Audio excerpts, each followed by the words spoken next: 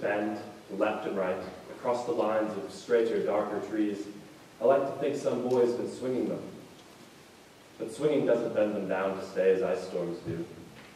Often you must have seen them loaded with ice, a sunny winter morning after a rain. They click upon themselves as the breeze rises and turn many-colored as the stir cracks and crazes their enamel. Soon the sun's warmth makes them shed crystal shells, shattering and avalanching on the snow crust.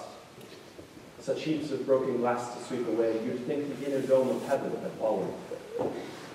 They are dragged to the withered bracken by the load, and they seem not to break, though once they are bowed so low for long, they never right themselves. You may see their trunks arching in the woods years afterwards, trailing their leaves on the ground, like girls on hands and knees that throw their hair before them over their heads to dry in the sun. But I was going to say, when truth broke in, with all her matter-of-fact about the ice storm, I should prefer to have some boy bend them as he went out and in to fetch the cows. Some boy too far from town to learn baseball, whose only play was what he found himself, summer or winter, and could play alone. One by one, he subdued his father's trees by riding them down, over and over again, until he took the stiffness out of them, and not one hung limp. Not one was left for him to conquer.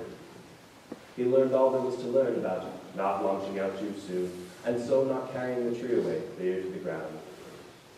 He always kept his poise to the top branches, climbing carefully with the same pains you use to fill a cup up to the brim, and even above the brim.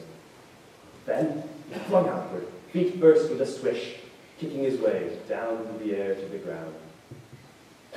So was I once myself, swinger of birches.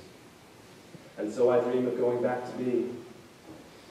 It's when I'm weary of considerations, and life is too much like a pathless wood, where your face burns and tickles with a cobweb floating across it, and one eye is weeping from a twig's having lashed across it open.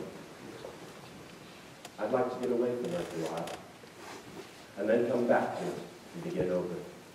May no fate willfully misunderstand me, and half grant what I wish, and snatch me away not to return.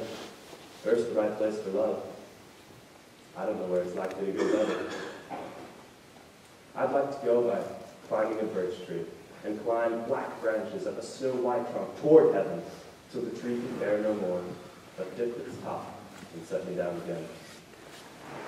That would be good, both going and coming back.